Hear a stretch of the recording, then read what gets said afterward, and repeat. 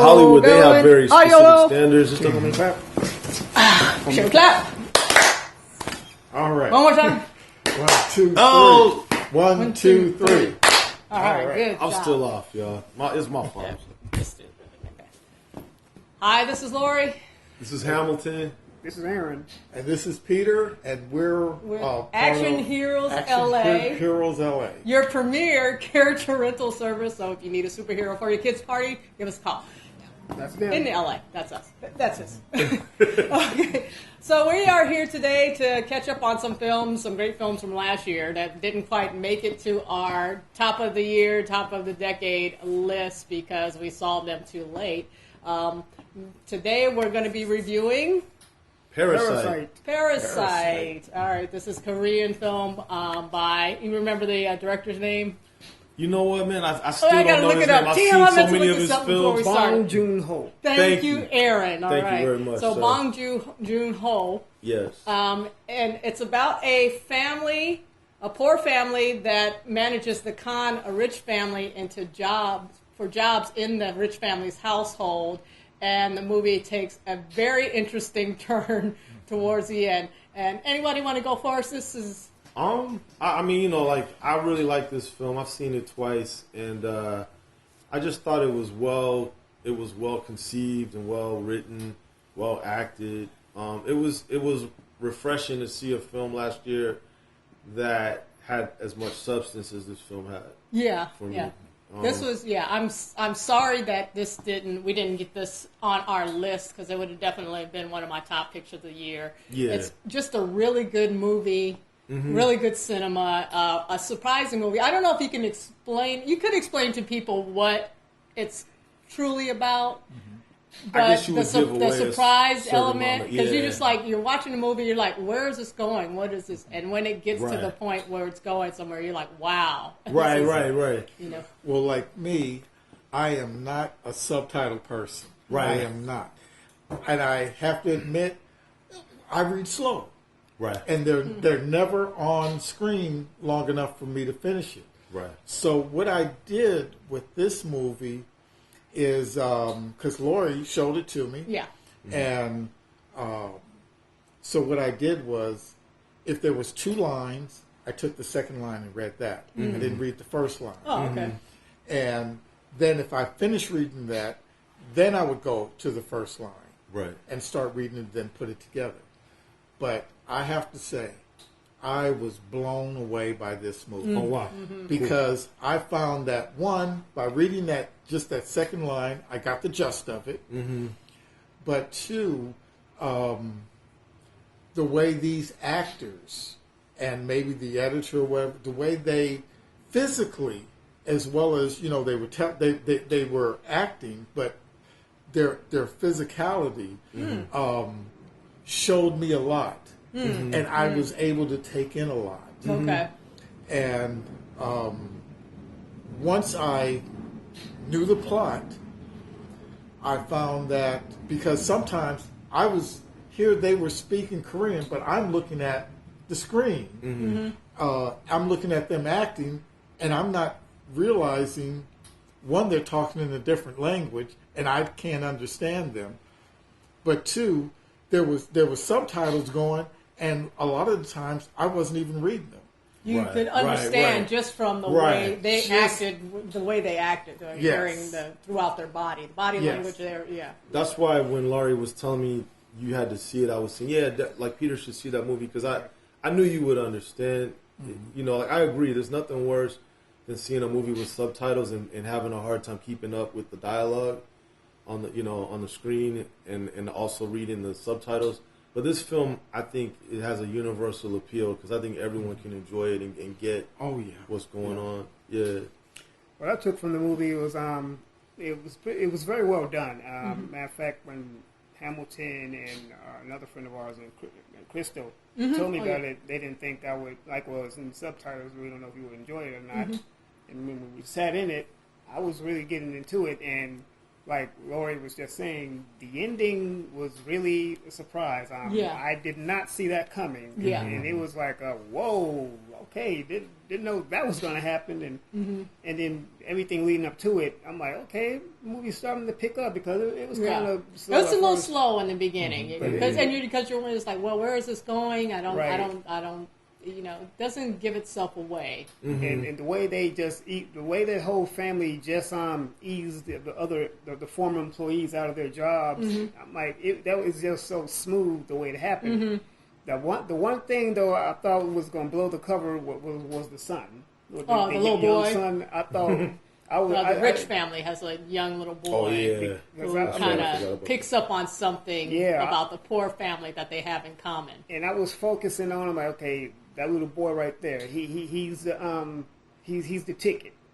He's gonna blow the whole cover. I'm like, So he could unravel the whole scheme. Yeah, but that's where the tension, because it's like everything's going smooth. It's like it's a movie. They're not going to get it. Something's going to turn to it, but it's just the tension. It starts building up, and that's something. This movie's like flawless too. There's something about this movie. Just everything is just. I agree. It's like Peter said, I'm not really a subtitle guy either, but this one was this one and the only other subtitle movie I think I could probably say I got into was maybe Crouching Tiger.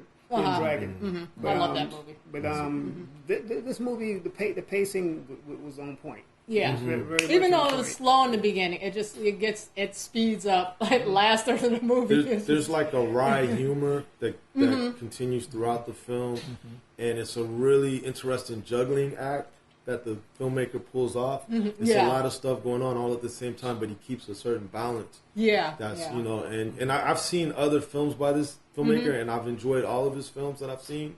So I can say he's masterful at what he does well, which is like I said, he comes up with really good metaphors for his stories, and he can continue the pacing throughout the film to keep it interesting and not overwhelming for the audience. So I think that takes a lot of talent for any filmmaker. Well, I'm telling you, I was completely blown away.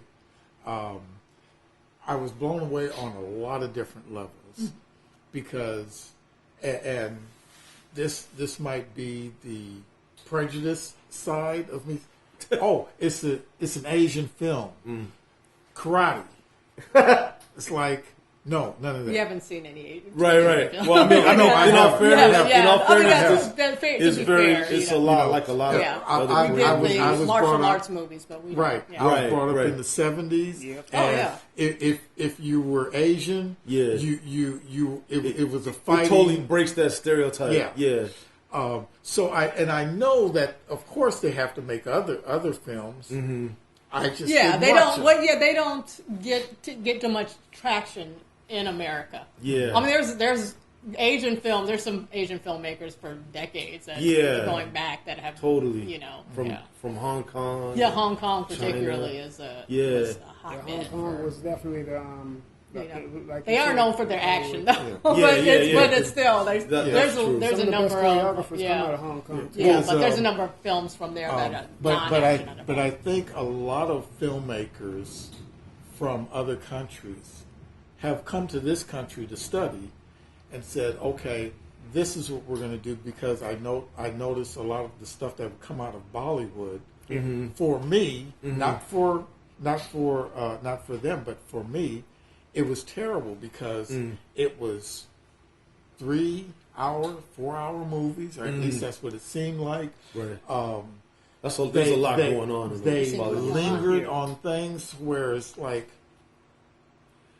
what are you doing? I've only seen a handful of Bollywood films, but I know what you're saying. They're spectacular. They're done on a spectacular level. Exactly. You have to but get into that. To me, that's like the Hollywood. They're like the musicals, like the right. MGM Weeks, big, colorful, big right. Yeah. And it seemed that it's like they go, okay, so our movies, we're going to have 2 or 3 big chase scenes, and there's no reason for it. We're going to have 5 or 6 musical interludes, and there's no reason for it. There's no reason for any musical interlude in Yeah. any musical, though. And it's like they filmed 10 different things, and they put it all together, and they said, here's your movie. Well, that's just we're Right, getting into right. movies Right. from India and where you know that area. Right. This is we're talking about a whole different Right. country and culture. And stuff But like in that. all So what I I'm don't want to saying get into is it. that There's Nollywood movies are Nigerian. then now there is plot and storytelling, story arc. There and some of these movies are just absolutely beautiful. They're not just beautiful in their cinematography, but where it happens and the plots move. Like I said, this was my first film that was subtitled, but I've seen some Asian, Russian,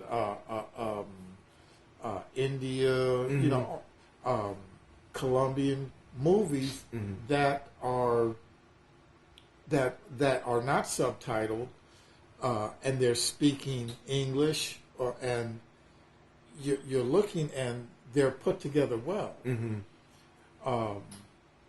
But still, there's some hiccups and stuff for my American taste. Okay.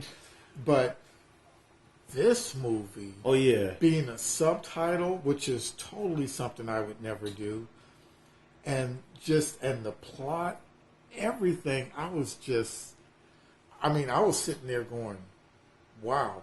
And I even said, man, I'd sure like to see them remake this in America, because most of our really successful most of our really successful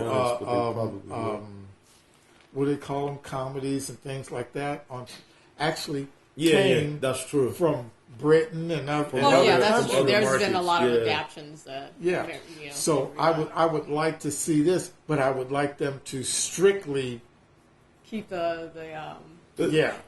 The thing I wanted to add that I think really was refreshing for me about this movie is, I mentioned this to you earlier, Laurie, is he uses cinematic language throughout the film. Like, that's something I don't see in a lot of movies, like coming out of places like Hollywood. It's like I was talking about Joker. I was telling Laurie about Joker, and my disappointment with Joker is that film could really be about anything, because the unreliable narrator is confusing.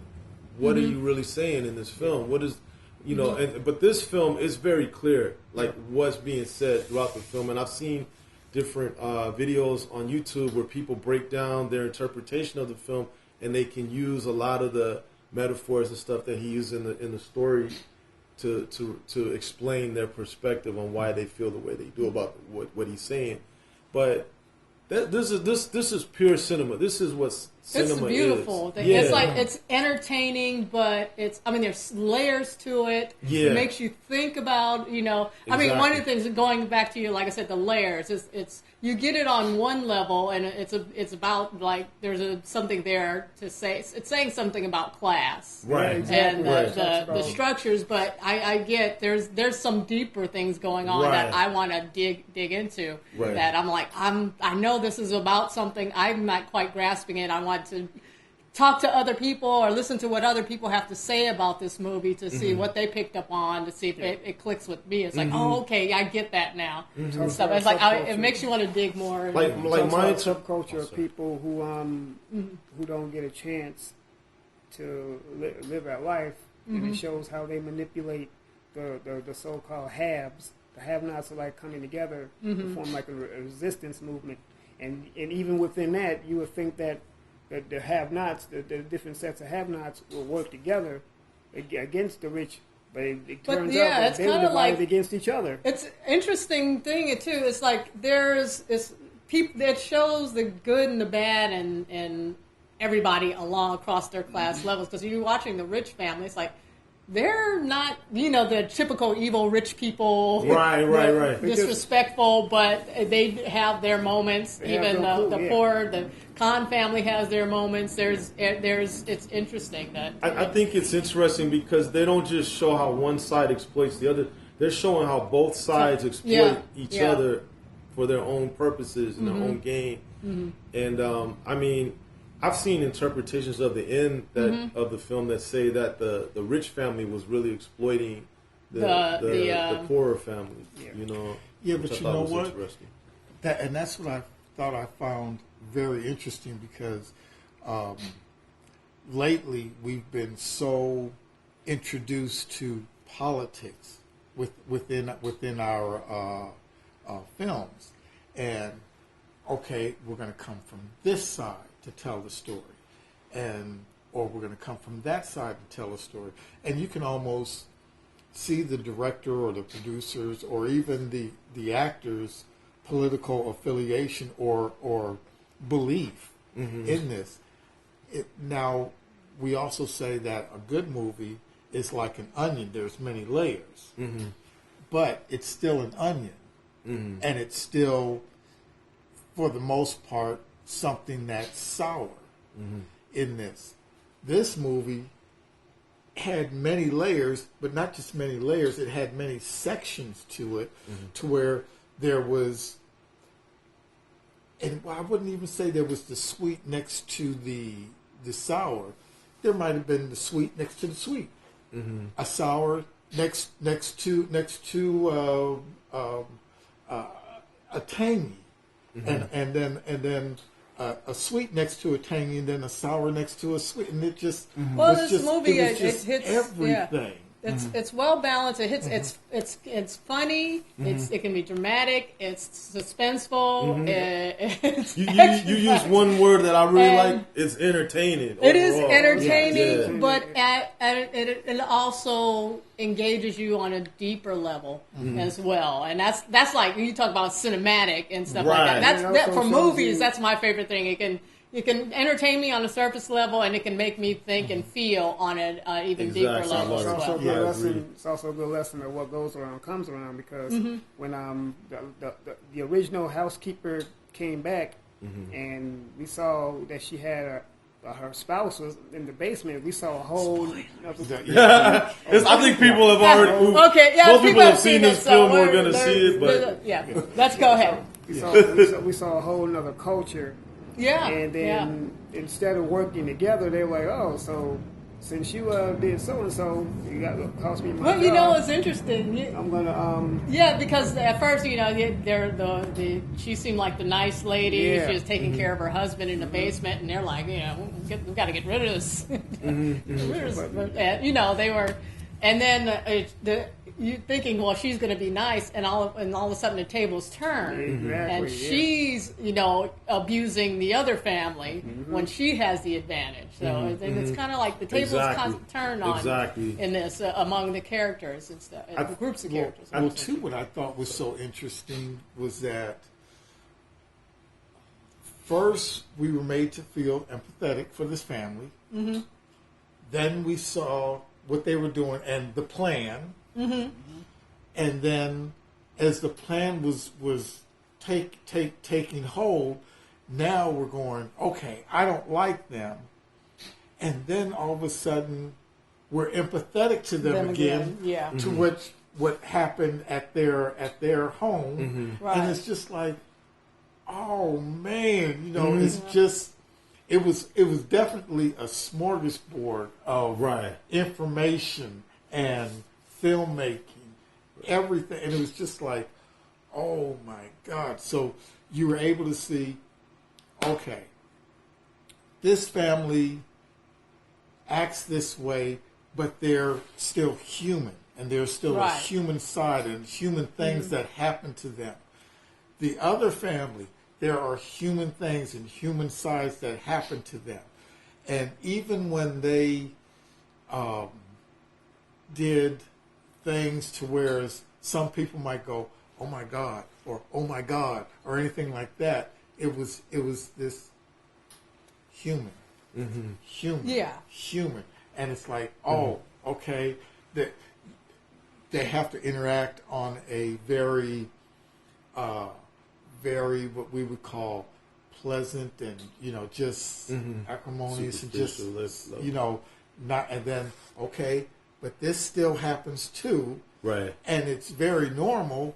But some people just like, oh, you can't do that. And it was just such a well-made film. Right. I thought it was interesting that the family who's sort of being taken advantage of, you can't really feel sorry for them completely, because there's times in the movie where they show the contempt, the underlying contempt that these rich people have for these, like, whatever, servants or whatever.